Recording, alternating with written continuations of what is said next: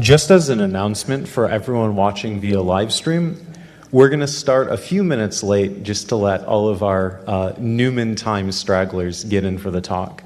So thank you for tuning in. We'll start in a few minutes. And for everyone who's here, there's water, pop, and some cookies over at the bar area. So go get refreshments before you have to listen to me.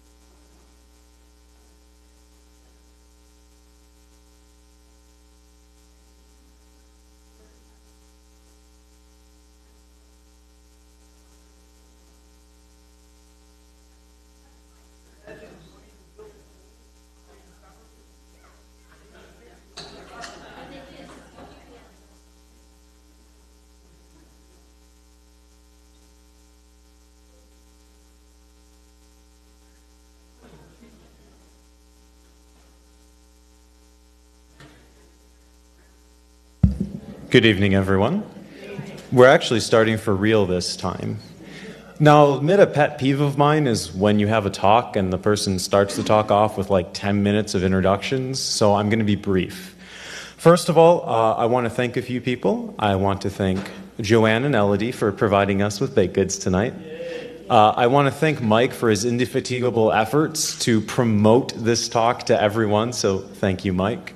I think I'm supposed to thank someone else, but I don't happen to remember who it is, so thank you to anyone else I may have missed.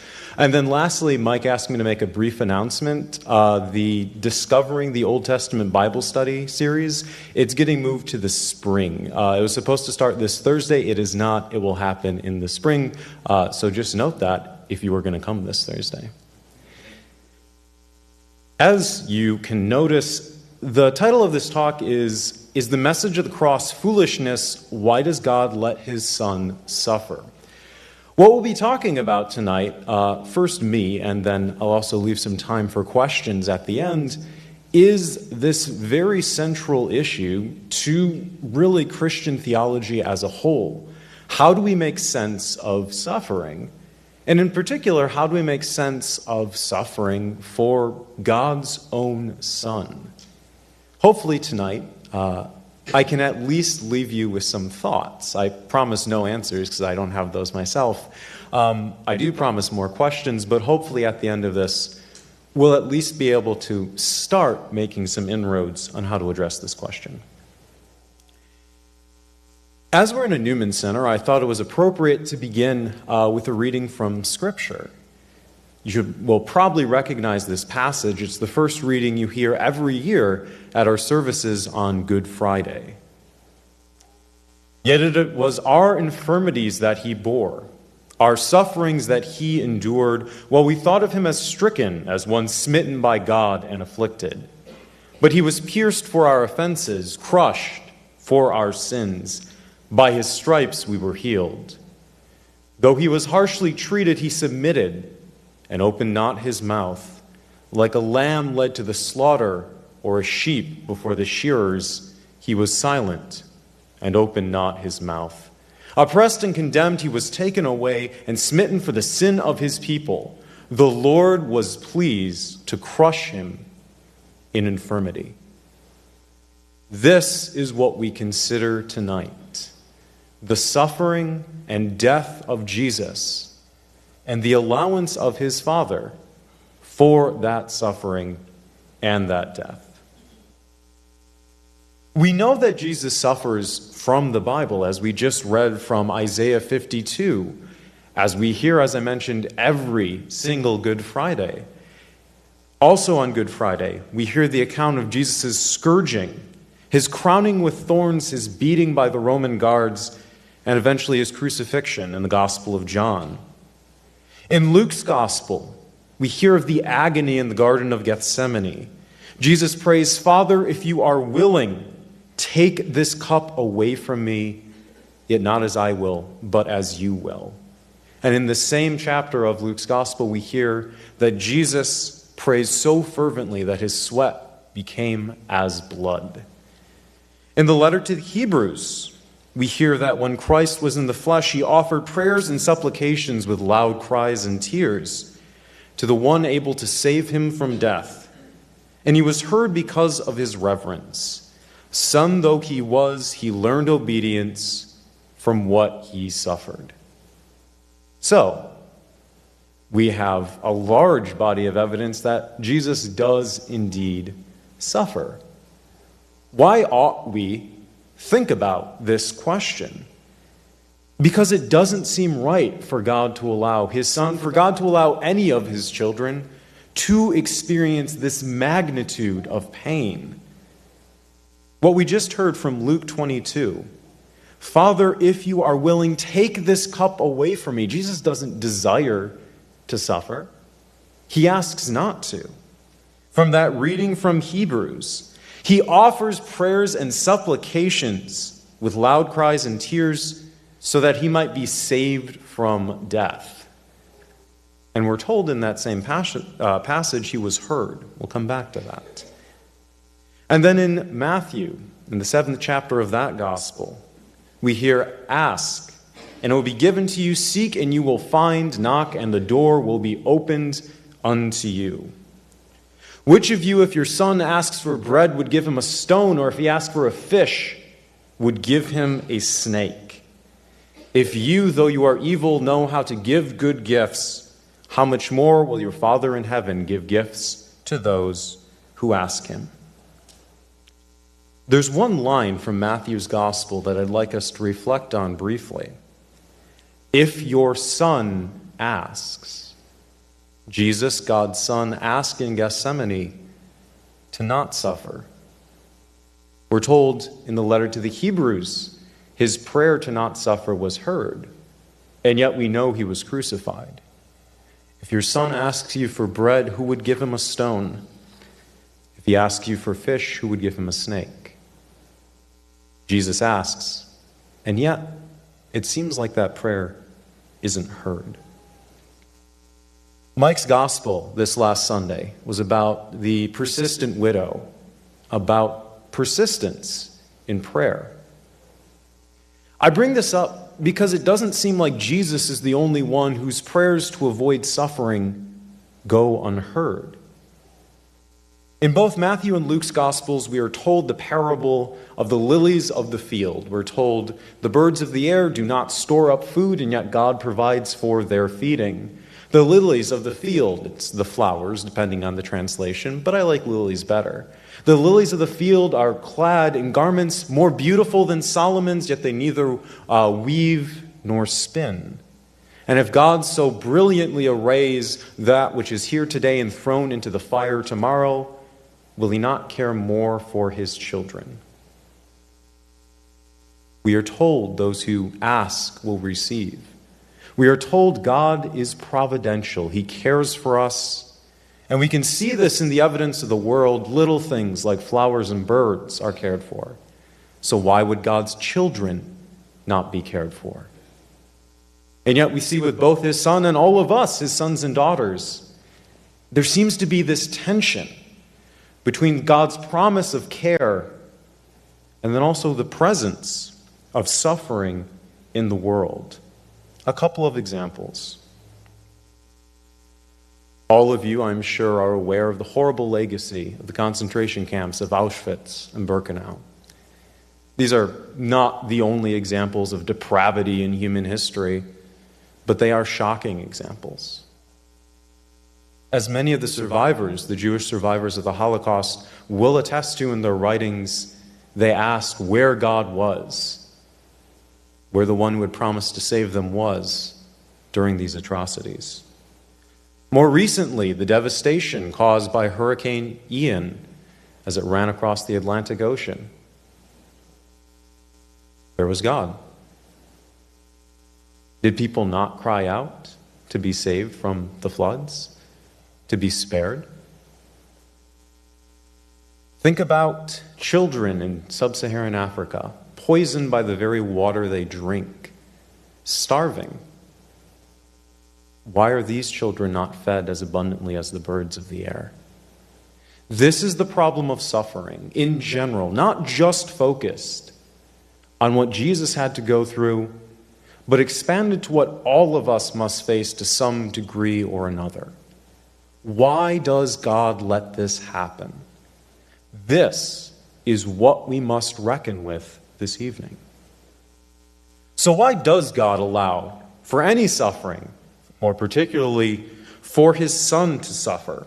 To answer this question, we can turn to the patristic fathers of the Catholic tradition, that is, to the ancient saints who discussed this very issue. How did they answer it? The simple response to this question: sin demanded some return on the debt we owed to God, and the incarnation was the only right response to sin. In the words of some of these patristic fathers, and I'll try and summarize these quotes because they're quite lengthy, Athanasius, known for the Athanasian Creed, writes one of the first books, and also probably the authoritative book on the mystery of the Incarnation. Athanasius says, God became man because God is both just and merciful. The justice of God demands punishment for the accumulated sins of humanity, but the mercy of God demands some opportunity for those sins to be forgiven. As Athanasius writes, so here, what possible course was there for God to take? To demand repentance of men for their transgression? Now, if there were merely a misdemeanor in question and not a consequent corruption, repentance would be enough. But since the transgression had gained a start and corrupted the nature of men, a further step was needed. The Word of God alone was fitting both to be able to recreate everything and to be worthy to suffer on the behalf of all and to be ambassador of the Father. As St. Anselm writes in his On Why God Became Man, the Father desired the death of the Son because he was not willing that the world should be saved in any other way. And this, since none other than the Son could accomplish it, availed as much of the Son, who so earnestly desired the salvation of us, that the Father gave him the commandment, and so he did. And the cup the Father gave him, he drank, obedient unto death. Perhaps the clearest statement of this response to why God allows his Son to suffer comes from Thomas in his Summa Theologiae. Thomas says, because the entirety of the human race was corrupted by sin, no one person who was merely human could atone for that sin. Because the sin committed against God added up to such a great amount, no finite being could make up the debt that was owed. The more grievous the offense, Thomas says, makes more fitting satisfaction from the one who satisfies being of infinite efficiency. That is, from the satisfaction of Jesus. What are these saints arguing? That every single person who has ever existed, every single human, sins. And we don't just sin once in our life, and we don't just sin in minor ways. The suffering we see in the world, much of it is accounted for by human failings. We have built up over time crimes for which a just being must punish us.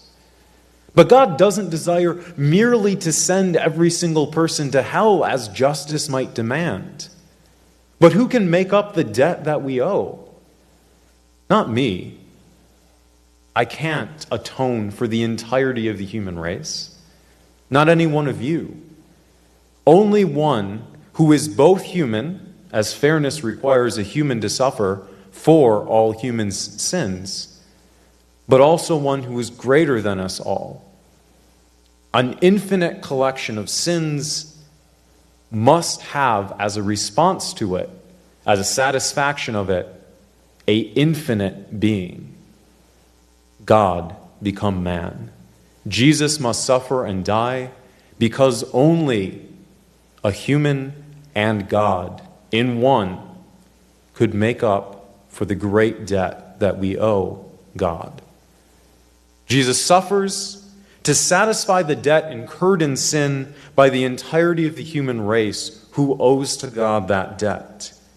And only Jesus, like us, but also God, could satisfy that debt fully and justly. But there's a second question that we must avail ourselves of. That is, we shouldn't just ask, why did Jesus die? But we must also ask, should God have allowed his only Son, the one that he pronounces my beloved Son, to die in the way that he did? I apologize for the graininess of the picture. This is a depiction of Abraham and Isaac, and the angel staying the hand of Abraham as he goes to sacrifice his child. Why do I bring this story up? It's a father going to kill his son. Now, in the story of Abraham, Abraham is stopped by a messenger of God because he has proved his faith to God. He has proved his obedience to God. But in our story, God's allowing Jesus to die. The hand of Abraham is not stayed. The son dies. And so we can ask, what father would allow his child, his son, to be killed? What father, given the ability to stop the death of a child, would not exercise it? We're told, if your son asks for bread, you will give him what he asks for. We're told the lilies of the field are cared for by God. We're told God heard Jesus' prayer. That's from the letter of the Hebrews. And yet, we know there was a cross that the Son of God was nailed to. How were his prayers answered? Why did God not take the cup that Jesus asked him to take away in the garden? Why, like he did with Abraham, did God not spare the son whom was loved? Earlier, I mentioned there was a tension between the idea of a perfect God and of suffering in the world. I want to return to that tension. When the problem of evil, of which the problem of suffering is a case, is brought up in philosophical circles, that is, how a perfect God can allow any evil in the world, there's usually a few related problems that are discussed. If God knows everything, he has to know evil's going to happen, but he lets it happen. If God can do anything, he could have stopped the evil, but he didn't. And if God cares about us, he is motivated to prevent the evil from happening, and yet he didn't act on that motivation. We can bring up the question of if God is providential, if he has a plan for all of us, how his plan does not excise sin and the effects of it, does not excise the evil that plagues us in the world. We can lastly ask, if God, with his knowledge, with his power, with his perfection, wants us to be with him one day, why he doesn't provide a more easy pathway for us to reach him. These same problems can be brought into the theological sphere that we find ourselves in. That is, we can pose these same problems about Jesus' suffering. Did God not know about it? He knew. Could he not have stopped it? He could have. Did he not care about his son? That seems obviously false. Did God's plan not account for this? It seems to be a central part of the plan. Did God not desire for his son to not suffer? It seems like he did. How do we make sense of what the philosopher Immanuel Kant would call the antinomies of reason? Contradictions to our minds, things that don't seem to go together. A perfect God, a suffering, or the suffering of a son that he loves. The title of this talk is drawn from the first chapter of Paul's first letter to the Corinthians, in which Paul says, the message of the cross is foolishness. For it is written, I will destroy the wisdom of the wise, and the learning of the learned I will set aside. Has not God made the wisdom of this age foolish? The cross, the will of God to sacrifice his son, through the foolishness of the proclamation that he wishes to save all who have faith, that cross is a stumbling block to the Jews and foolishness to the Gentiles. The foolishness of the cross are these apparent contradictions. It seems like Paul is right. We cannot make sense of. We cannot comprehend, we cannot find intelligibility in God's commanding his son to die a horrific death, even if that death saves the entirety of the human race. Can we make sense of the foolishness of the cross? I'm assuming all of you expect me to answer this question yes, or else this talk would be somewhat pointless. I'm afraid that's not the answer I'm going to give you. What does that mean? Well, if we want to make sense of the cross, we need to explore our options, so to speak. That is, if the central problem that we face is that salvation seems important, But the suffering of Jesus seems just as important. How do we bring the two together? How do we justify God's allowing the terrible sufferings of Jesus to bring about the salvation of us all? There's a few possible responses. We can just say, like is said in the book of Job, an example of theodicy, that is, the attempt to justify the presence of evil in the world. We can say, like in the book of Job, God is beyond our understanding. At the end of the book, Job, who has lost his entire family, they've all been murdered, who was rich and yet has his house burned down, all his cattle and sheep get sick and die, he's afflicted with boils and all sorts of fun diseases. At the end of the book, Job comes to God and humbly asks, why? Throughout the entire book, Job remains faithful. Job maintains his belief in God, his devotion to God, his piety. And at the end, Job says, why, God? And God is said to thunder back at Job, who would we have testing the Almighty? So maybe we just say, we can't test God, we can't understand his purposes. But that's a very unsatisfactory response. So what else could we say? We could make a complicated theological claim, since God and Jesus are the same in essence, two persons but one God. God is only asking himself really to sacrifice himself, so it's an okay ask. I will freely admit to you the mystery of the Trinity goes beyond what I can comprehend and explain to you, so I'm not going to claim this is a good answer, simply because I can't in good conscience tell you to believe something that I have no idea how to make sense of. We can't justify the foolishness of the cross if we can't make sense of the answer to the question that doesn't make sense. We could simply say it's not justifiable. God does something wrong. But that seems also like a bad answer. Maybe in philosophical circles I could get away with that, but again, we're in a Newman Center. This seems theologically untenable to tell you God's evil.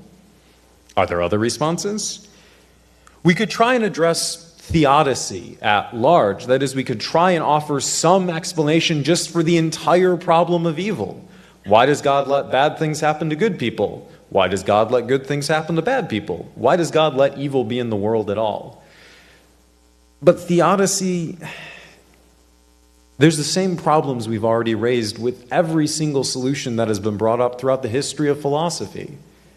How could God allow this if he's providential? How could God allow this if he's all-knowing, if he's all-powerful? How could God allow this if he is a father with compassion for all and mercy for all and love for all? If theodicy doesn't work, we seem to be at the end of our list. There's one other possibility. Jesus freely chooses what I'm going to call martyrdom. He chooses to die for our sakes. This is my commandment. Love one another as I love you. No one has greater love than this, to lay down one's life for his friend. The Gospel of John, the 15th chapter. The letter to the Philippians in the 2nd chapter.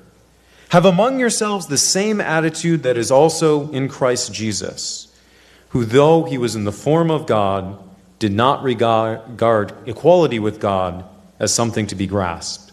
Rather, he emptied himself, taking the form of a slave, coming in human likeness. He humbled himself, becoming obedient to death, even death on a cross.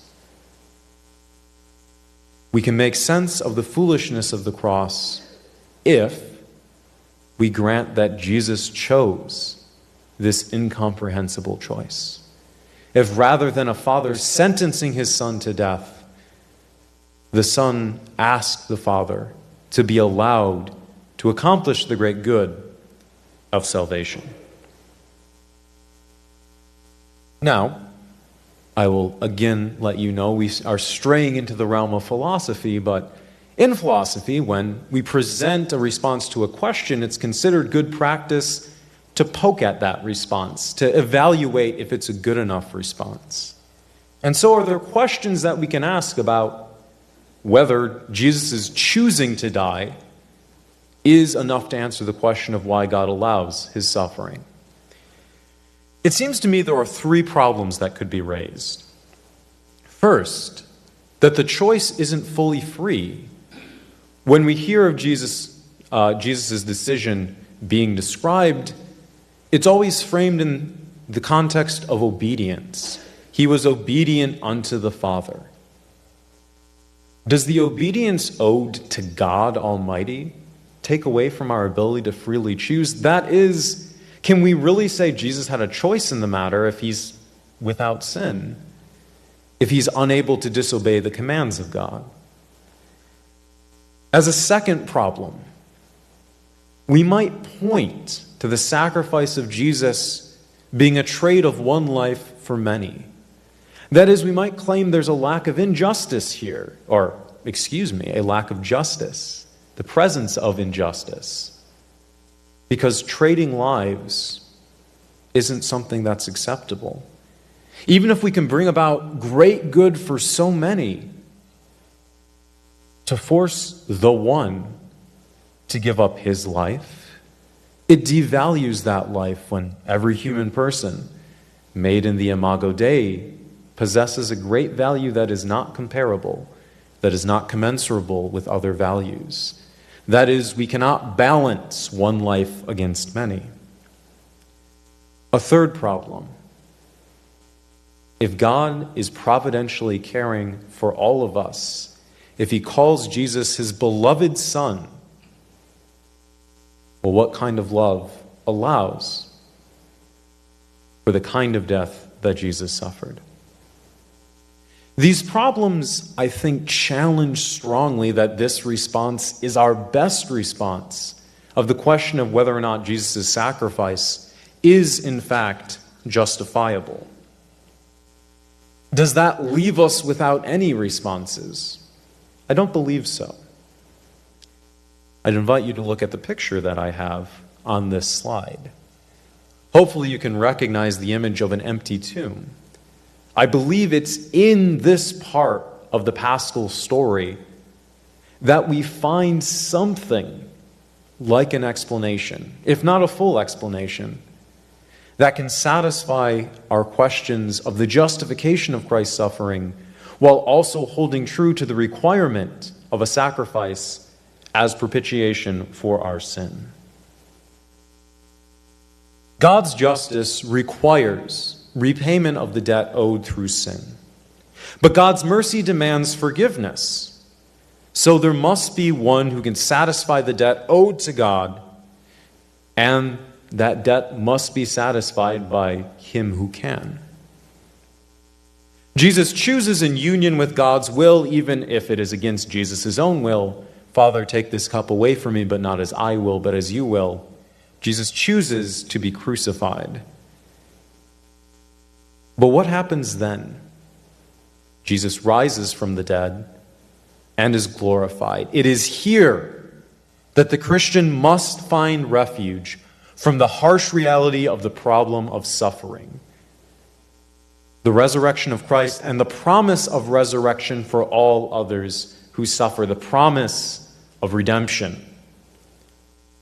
While Jesus' resurrection and ascendancy do not negate his suffering, and while they do not excuse the possible use of one person to bring about goods for many, they provide what we might term a narrow way to fulfill the twin demands of justice and mercy, while also providing the demanded, the needed respect for Jesus as a person, as a valuable entity. I mentioned the philosopher Immanuel Kant earlier. Now, to talk to you about his full philosophical theory would require all of you to enroll in at least 3 years of graduate study, and then you'd understand nothing about Kant still. I want to summarize what Kant says for you. Kant believes all of us must live according to a moral law. Vast oversimplification, but that's okay. But Kant believes we can't live according to the moral law for our own selfish reward. I'm guessing some of you have heard of Pascal's wager. Blaise Pascal, French philosopher, Pascal says, believe in God, because if you don't believe in God and there is a God, you go to hell. And if you do believe in God and there is a God, you go to heaven. And, well, which of those sounds better? There's self-interest built into the wager. You believe to not go to hell. You believe to go to heaven. Kant believes that anything that is self-interested mars the moral worth of what is done. If I do something for selfish reasons, I'm not doing it for the right reason. So Kant says we follow the moral law not because it benefits us, but because it's the right thing to do. But at the end of his work that is focused on morality, Kant makes a stunning admission. He says, the path of morality that I've laid out is impossible. No one can live up to these exacting standards. And so Kant says we must suppose that even if we cannot selfishly desire a reward for doing good, that a good God would provide one nonetheless, so that our labors to live up to his moral precepts might not be in vain. Kant calls this the summum bonum, the greatest good. Now, we can't say that Christ desires glorification, for that would be selfish. However, we can say that God provides this as recompense for the suffering of Christ. For it would be unfitting for suffering not to be matched by some return, by some reward. Though Christ did not desire equality with God, Paul tells us, though he humbled himself as a slave and suffered death for us. Well, what else does Paul have to say about this? He's obedient to death. Because of this, God greatly exalted him and bestowed on him the name above every other name, that at the name of Jesus every knee shall bend in heaven, on earth, and under the earth. The glorification, the ascendancy of Jesus, this gives us the answer we have. That is, God's providing this greatest good, the summum bonum. It allows the choice of Christ to not be empty, to not just be an idle trading away of his life, which, noble though it would be too much of an ask for anyone. The recompense of resurrection allows for the redemption of all of us. In the promise of something beyond suffering, what might appear at first to be cruelty from God transforms into the prodigal love of a father, into the prodigal love of a father who gives away all to his son. How does this apply to the general problem of suffering? None of us, I'm guessing, are Jesus come back to earth. Although I could be wrong, we might not recognize him, we're told. But we're going to go with the assumption no one here is Jesus. So how do we benefit from this great gift given to Jesus alone? Well, it's not given to Jesus alone. The problem of suffering might be resolved by this same idea of a greatest good provided to those who suffer obediently. Now, I'll mention as an aside, as a philosophical explanation, this is lacking. The philosopher can't assume the promise of resurrection and redemption. But setting aside my worries as a philosopher, for the concerned Christian, can we find hope in this promise, both to Jesus of glorification, but also from Jesus to us? Every Easter vigil in the exultant, there's a strange turn of phrase that is uttered. The felix culpa, the happy sin of Adam. That is, though we might see the expulsion from Eden as some horrible beginning to the story of us being immoral, of us falling away from paradise, what does it allow? In the exultant, we hear, "O happy sin of Adam, which bought for us so great a Redeemer." Suffering brings with it the promise of the summum bonum, of redemption, of resurrection. The great German theologian Hans Ur von Balthasar wrote a book in which he questioned whether or not a loving God would ever send someone to hell. The book is entitled, Dare We Hope That All Might Be Saved? And I would like to suggest in closing that von Balthasar's hope is at least a part of the answer we've been searching for. Jesus' suffering can be explained through his being glorified, through his name being held above every other name. But what of our suffering? What of the Jews who died in Birkenau? What of those who died or had their lives destroyed in Hurricane Ian? What of the children who die every day of malaria? What of their suffering? Well, we look with von Balthasar to the promise of the empty tomb. If that salvation is indeed universally offered and obtained, that hope gives us the greatest good that is the sole explanation for the allowance of a loving Father for the suffering of his children. There must be a resolution and a recompense. And the Christian at least finds that on Easter Sunday in the empty linens and the empty tomb. Thank you.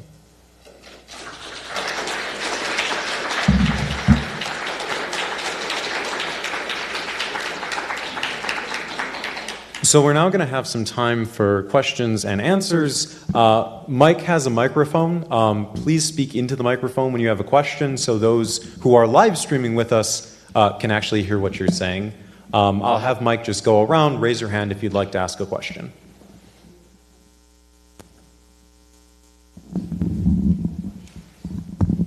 This is probably going to show you that I didn't quite follow everything. But what I'm hearing you say is the suffering was worth the payoff? So first I will say, if you didn't follow everything, it's because I wrote a lot of this 30 minutes before I started talking, so I'll take the fault onto myself for that. But is the suffering worth something? That is it okay that the suffering happens because what ends up occurring?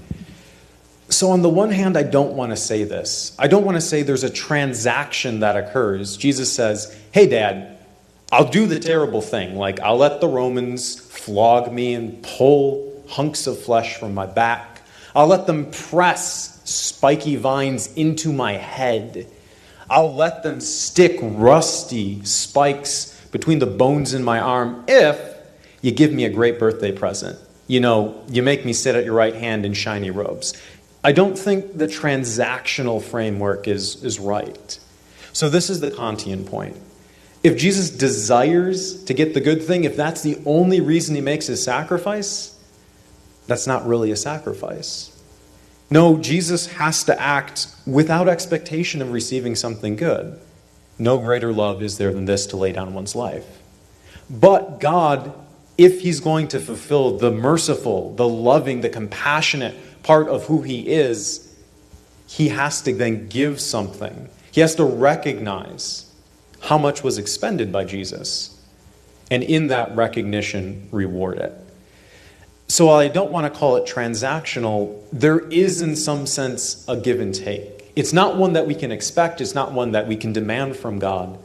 But while God is just, while God does require some things of us, that's not all there is to God. And if he is to live up to these other attributes we speak of, so the attributes of the Father Jesus describes for us, then God can't just leave suffering be. He has to do something that, I don't want to say makes it worthwhile. There are some sufferings that can never be balanced out, made worthwhile. But there has to be something it works toward. There has to be something at the end for us to look to. There has to be, again, the light of Easter Sunday contrasted with the darkness of the sky on Good Friday, if that answers the question somewhat.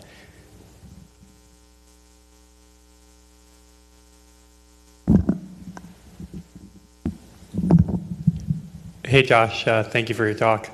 So I remember reading one opinion that was basically making the argument, because Jesus is of an infinite merit, the smallest amount of suffering by him offered to the Father could have paid for our sins.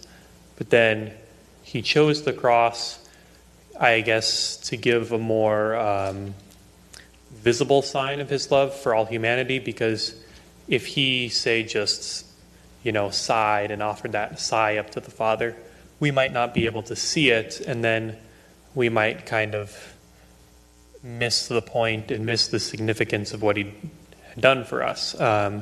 So I just wanted to offer that to you and see what your thoughts are. So first of all, Paul, good job actually researching things. I think it's good that you bring up the fact that there are, in fact, differing interpretations of the incarnation. It's a major field of discussion in the medieval period. We actually see splits among several different religious orders over how to understand if it was necessary for God to become man, if it was necessary for God to die, which is the question that you're bringing up, if there were different ways for God, for Jesus, also God, to bring about salvation, also part of the question you're bringing up. So, yes, there's a diversity of, call them descriptions concerning the incarnation, which should be unsurprising considering the mystery of the incarnation. To actually address your question, though, would any suffering have been good enough? I'm going to say no based on how Athanasius and also Anselm and Thomas tell us that there is something accomplished through Christ's suffering. Yes, there is an infinity to the person of Jesus. That is, because he's God, he has the aspects of God fully. And God himself is perfect in all ways, so that perfection is mirrored in Jesus' being. This is true. But what's important is not entirely what Jesus is like, but rather what the debt we owe to God is like. What would have been needed to satisfy the debt? If we look at justice, this is the phrase that Athanasius offers, that if it had just been a misdemeanor, death wouldn't have been required. If we look at what justice requires, demands, it's not enough just for a sigh, just for a prick of the finger. Does this extend even to the Son of God himself? It seems like it. Because there does seem to be a difference in kind, I'll say, between, on the one hand, a small amount of suffering in an infinite being, and on the other hand, the ultimate suffering of an infinite being. So the distinction that I think needs to be made here is not dependent on how we understand the suffering that takes place within Jesus. Rather, it needs to be understood with respect to the debt itself and what it demanded. Death was the only fitting response to the amount, to the degree of sin that was present in us. And so death was required of whomever the sacrifice was going to be.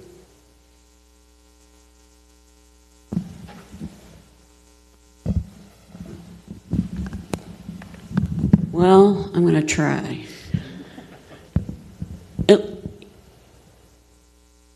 I was thinking about what you said, like why would a God cause the sufferings of Auschwitz and floods?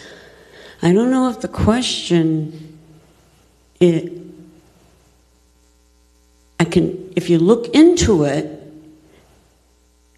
it's those who go out to those people.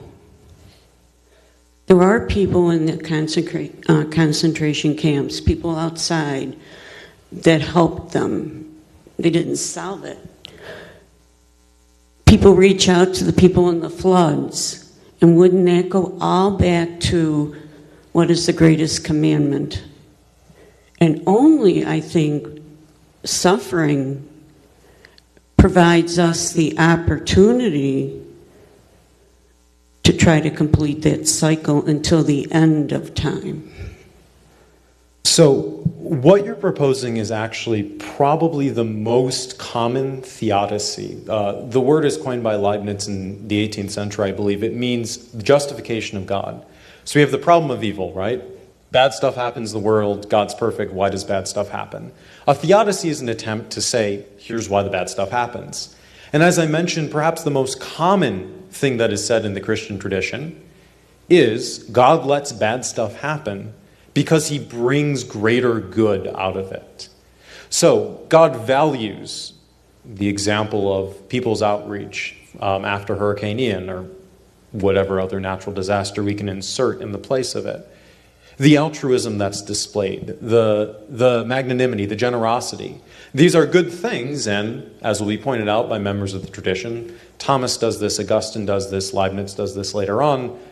You don't have these good things without the bad thing that preceded them. What I want to mention here is what I'll term a personalist worry. That is, if we focus on individual persons, it looks like we're making a trade-off. God lets bad stuff happen to Frank, to take a name at random. And because of that, 5 other people do good things in the world that would not have occurred if bad stuff didn't happen to Frank.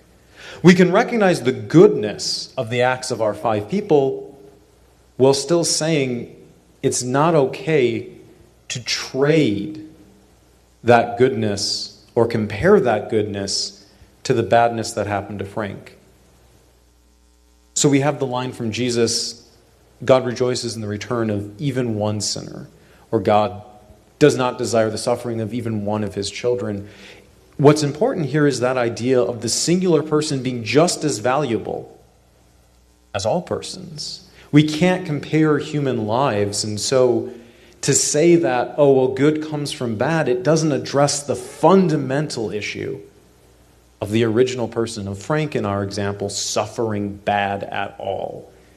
Good might come of his suffering, but we can't, again, have this transactional idea, well, Frank suffered 10 bad things, but 15 good things came out of his suffering, so in the end, it weighs out. See, I'm not thinking Frank is suffering.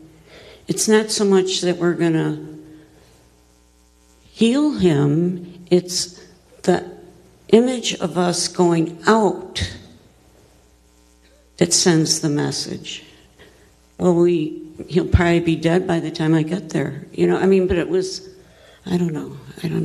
And then another thing, I really think we were set up for suffering because of the incarnation.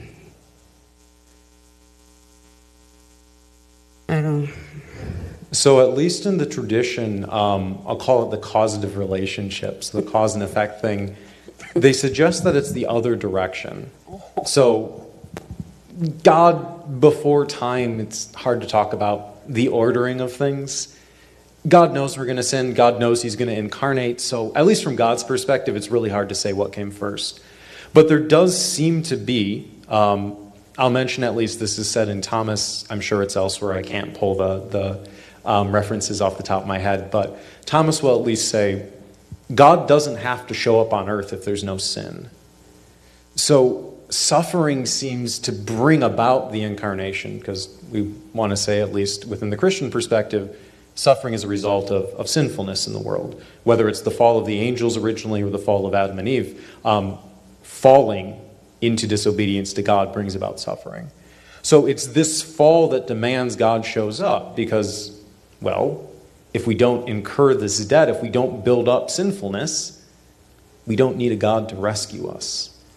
So, again, at least within the tradition, the majority belief seems to be you have an incarnation because we did something bad. Now, I'll mention this isn't the only line of reasoning. Again, it's a disagreement, I think, among the Dominicans, the Franciscans, and the Jesuits sometime late in the medieval period. Now, Franciscans and Dominicans just disliked each other in general, but there is at least this discussion of, would the incarnation have happened if we didn't sin?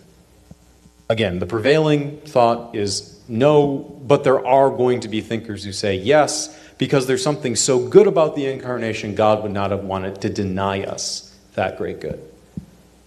So I guess God is. I'm saying that nicely. God is. That's at least how Yahweh reveals himself to Moses on the mountain, yes. I got to get rid of this.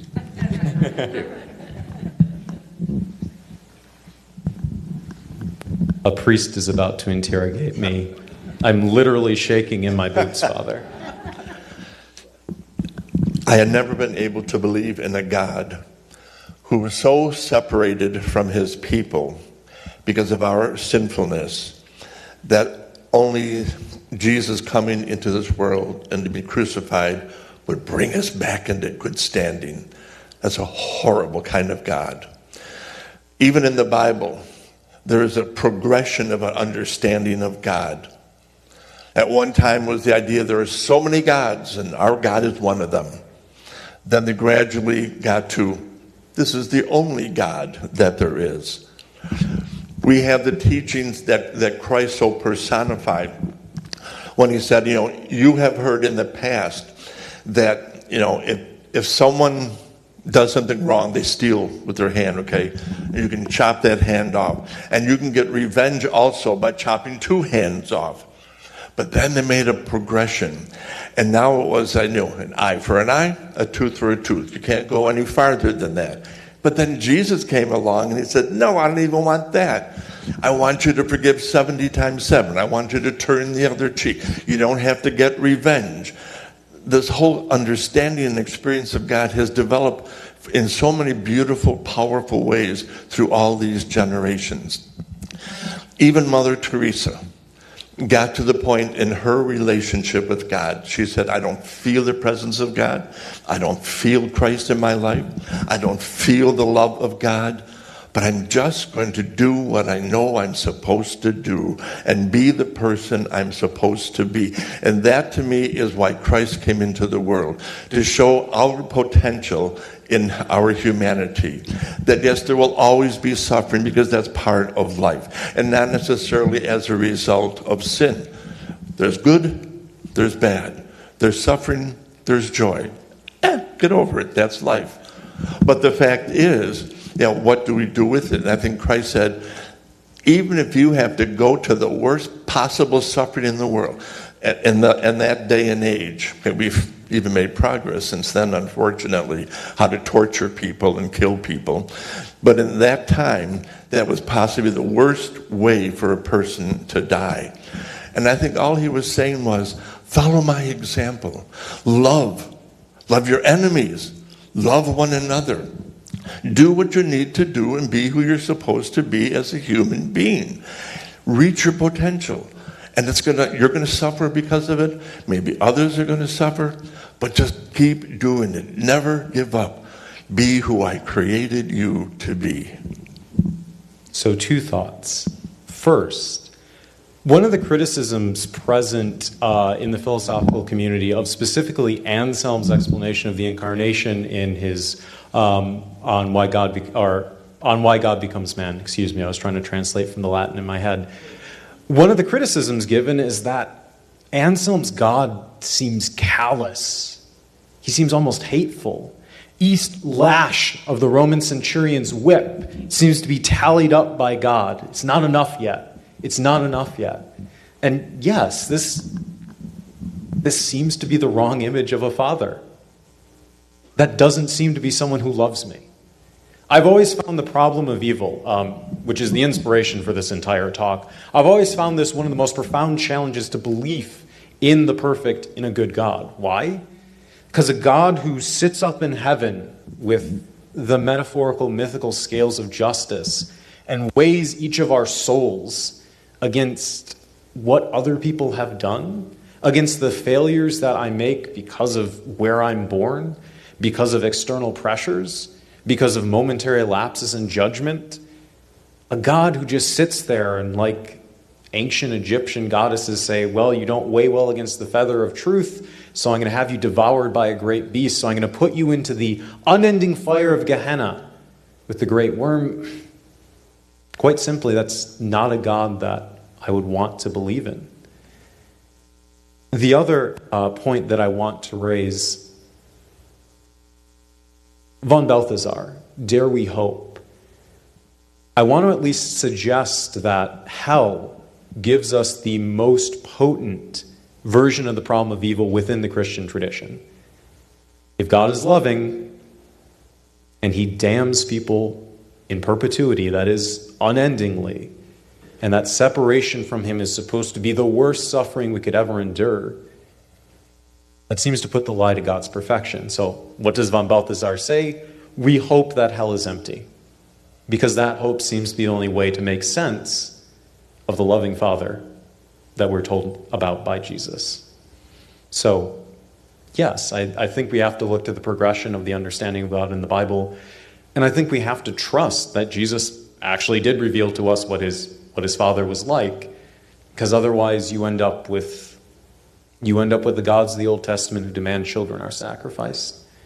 You end up with the gods of the Aztecs who require ritualistic tearing of hearts out. And that's not a God that I think we should believe in or that we should worship. Thanks, Josh, for getting us all together to think more deeply about our faith.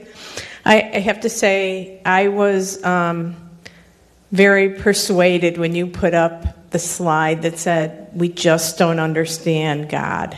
And I still am persuaded by that. I'm glad you didn't stop there, because we had a lot more to think about from your talk. But I cringe when we say he, when we refer to God, and it's not just because God is a man, even though that is a little offensive to me, but it's because I don't think we can understand who God really is, and I don't think we can understand what the everlasting life is. It's a hope and it's a love, but we just can't understand it, and we keep trying to put our human minds to answer all the questions, and that's exactly, what the study of our faith is. But there's still just that word faith, and this God that is a mystery. Eye has not seen, ear has not heard what God has ready for those who love him. My thoughts are above your thoughts, says the Lord. My ways are above your ways. There is ample evidence that what you've said, Carrie, is entirely accurate. We can't understand God. If you read Thomas's Summa Theologiae, if you read Pseudo-Dionysius or any of the mystics in the Eastern tradition, like Gregory of Nyssa, they describe for us the via analogia and the via negativa.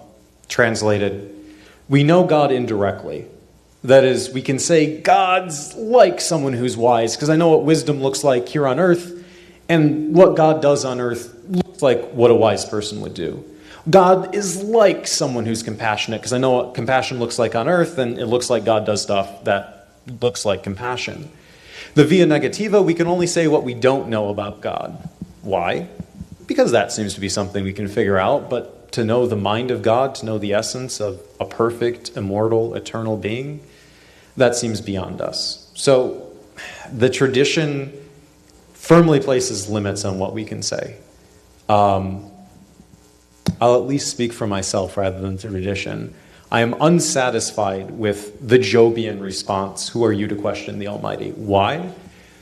Because I think if we believe that we are made in the image of God, and part of that brings about our being rational, that is, I think that the Christian God must be a fully intelligent being, a reasonable being. If we're made in God's image, that means we carry that same mark, that same capacity within ourselves. And I believe that rationality naturally lends itself to seeking understanding. Does that mean we can understand every single thing about the universe? No. There are limits to human rationality. God's perfect, we're not, so our rationality can't be perfect, so everything can't be intelligible to us. But to follow the medieval principle that there is no capacity that can't end up being fulfilled. In other words, you don't have abilities that end up being useless. I think if we have rationality, it at least suggests God wants us to figure out something about himself, and we can, even if that something is minuscule before the immensity of God. This may sound simplistic after what you've said, Josh, but why can't we just accept the fact that God gave us life? He gave us everything that we need to get through life. And whatever evil there is, we've created it. But I don't think we owe him a debt. As a father, you're a father. Do you think your kid is going to, no matter what he does, do you think it's going to be a debt that he owes you? So that's my feelings. I think God just simply, He's created us, He's given us life, the beauty of everything we have, families, and I think He's given us what we need to get through it. Courage, faith, and He's my hero because He taught what He believed in against all odds. I mean, even against his Jewish religion. His Jewish religion was good to him, but he didn't believe what they were, preaching. That's all I have to say. That is not overly simplistic at all. So the first part of what you said, Terry, what you're presenting is known as the free will defense. So we talked about theodicies, right? Problem of evil, ways of trying to fix the problem. One of the ways that this problem is addressed, again, historically, and this has become much more popular with contemporary-ish philosophers. As a historian, when I say contemporary, I mean like within the last 200 years, so keep that in mind. There have been a lot of people who have said that the reason there's evil in the world is because God recognized it's better for us to be free and do bad stuff than it is for us to be like rocks. So Augustine actually has a treatise on the freedom of the will. Again, very rough translation from the Latin. And in it, Augustine asks, is it better to be a fallen human in hell or to be a rock unable to choose? His answer might surprise you. He says it's better to be the human in hell. Why? Because freedom, it makes us surpass so much everything in the world that's unfree. Now, as a response to the problem of evil, there are issues with the free will defense. However, as an understanding of what God gives to us, there has to be at least some recognition that to make us free, that's something added to humanity that seems to be a lot more important than the strength of a grizzly bear, than a platypus's ability to close its little ears. I think it can close its ears underwater. Maybe it's its nostrils. Regardless, than a flower's ability to show up, I think it's in the ultraviolet wavelength, so bees can see it. They can detect differences in flowers. As amazing as those things are, they utterly pale in comparison to the fact that you and I can make choices, to the fact that we can exercise our rational abilities to say, I will do this, or I will do that. Now I have to see if I can remember the second part of what you said. Oh yeah, again, we're talking about God's really love. So I can tell you what the tradition says, but I want to step aside again. Some of my campus ministry students remember me doing this. I'd say, here's what the church teaches. Now, I'm not telling you what the church teaches. So right now, I want to step outside of how the tradition discusses this. What I want to say is very similar to how I responded to what Father Roy said. No, my son, back. He is never going to incur a debt from me for which I demand suffering or death. Is my son going to make mistakes? Yes, in the same way I made mistakes that my father asked me to make up for. And so in a similar way, I'm going to, when Cherry makes mistakes, if he ever does, I don't know if he will. He's a great baby. But if he ever does, I will ask him to make that up, to make right what he made wrong. But there seems to be an extremeness to say the only way that we could be reconciled to God is death, is the death of God's Son. I agree with you. That doesn't seem right. That's not justice. That's an over-demanding lust for blood. And no, I don't think God has that at all. I understand that you're giving this talk at Villanova. That's true. You know that there are Augustinians there, of course. That's an Augustinian university. And you know that Augustine believed that if there were no original sin, we would not have the incarnation. So I would say change the subject. Really don't. I mean, it's been years since I read Anselm, but we don't have to believe that the incarnation. I mean, the incarnation is about the Felix culpa, the happy's fault. So I follow Father Roy about this. We have Scotus. I mean, Scotus is a little bit after Aquinas. He said if there were no sin, that Christ would still come because it's part of God's plan. And I, you know, we were talking yesterday about Teilhard de Chardin. You know, it's an optimistic view of things. I think very optimistic, and I think, and thanks also. You've really helped me with one other thing, is I don't like that transactional.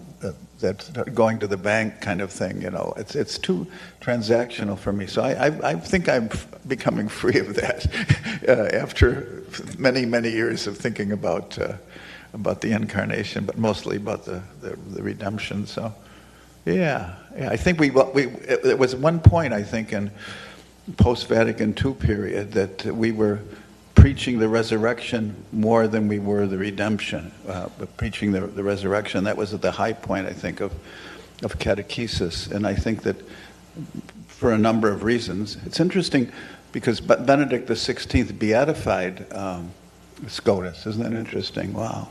And Scotus certainly didn't believe what I think you should... Don't mention Augustine. So I'll say that the talk at Villanova is going to be slightly different.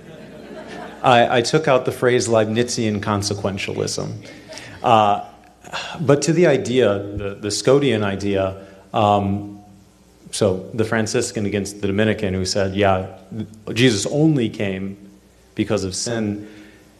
Leibniz, in his abridgment of the Theodicy in syllogistic form, which is a fancy way to say, I wrote a really long book that was like 400 pages and no one read it, so I wrote a summary of the book so people actually read it. In the abridgment, Leibniz says, there's something about God's coming to earth. If we want to look at the sum of all the good things and all the bad things in the world, all the things that you and I can do, they're finite. That is, it doesn't matter if I'm Bill Gates and I give away, I don't know at this point, hundreds of millions of dollars to the Bill Gates Foundation to provide for the development of vaccines, to then provide those vaccines to the developing world. It doesn't matter if I give away 100 million, 200 million. It doesn't matter if I'm Elon Musk and I finally decide to put my $4 billion that he's purchasing Twitter for to ending world hunger. That's finite. The incarnation, Leibniz tells us, it's an infinite good. We can only do small amounts compared to the vastness of God's love, his prodigal love, to use that phrase again. And so Leibniz says, once Jesus shows up in the world, the calculation is broken. It's not 100 good things versus 99 bad, so this world's a little bit. It's not 10,000 good things versus 99 bad, so it's a very good world. He says, the world is incommensurably greater and more good because of the incarnation. Nothing could make the world more good than Jesus is entering it. And like Father Pat said, I think there's something more hopeful and more true to the Father Jesus tells us about, to see the incarnation not as, again, this satisfaction for a violent, angry, vindictive God, but it's rather a gift that we can't repay, yes, but also a gift that dwarfs completely all of the good things that we could have.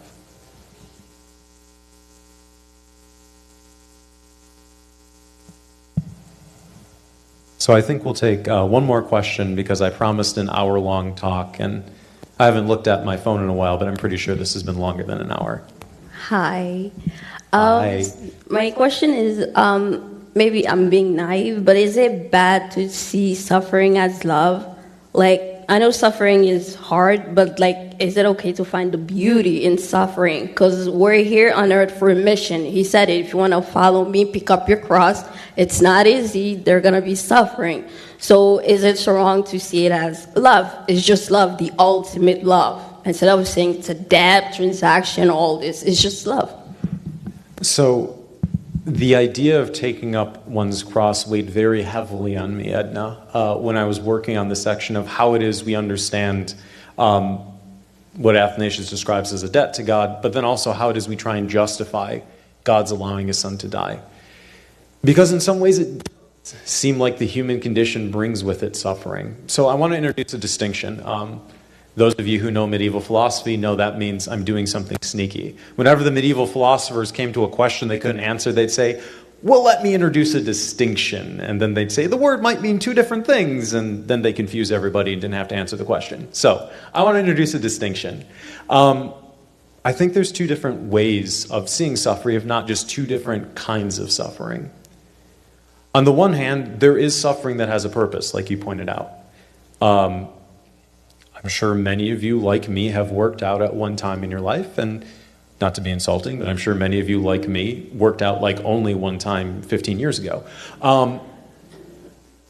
Actually, I don't know if I worked out 15 years ago. Regardless, it hurts, right? You do reps of curls with a 15-pound weight because I'm weak. And then I lay in my bed the next day and go, I can't lift my arm. It hurts. But there's a purpose for this hurting. You mentioned, Adna, the idea of love. Love is painful. You can think back to heartbreaks in your life. For those of you who are parents, you can think of the times when you saw your child do something you knew was going to end up terribly. And you can think of, again, the utter anguish of watching your child be hurt. There's pain that's very real, but for those of you who are parents, you wouldn't give up your child to avoid that pain. You wouldn't want yourself to not have a child just to avoid the hurt that comes along with being a parent. It's trite. Better to have loved and lost than never have loved at all. There's something there. Bad things come along with the good sometimes, but to abandon the good to avoid the bad, it's not living. Again, it's a trope. It's a cliched way of expressing what I want to say, but there is something impoverished about a life lived merely to avoid pain. So that's one kind of suffering, and I think you're entirely right to say that kind of suffering is just tied up in love, and to avoid it gives up something far greater than the suffering. But then there's something I want to call gratuitous suffering. There seems to be suffering that just doesn't have a point. And that's the kind of suffering that I want to talk about as being a problem. That's the kind of suffering you see when you have the people cleaning up after an earthquake, after a mudslide, after, again, there's a bunch of terrible things that can happen in the world. I don't see that as being redemptive, if that's the right word. I don't see that as being tied up in something greater, like the pain that comes along with a child, with a spouse. It doesn't seem to have a purpose to it.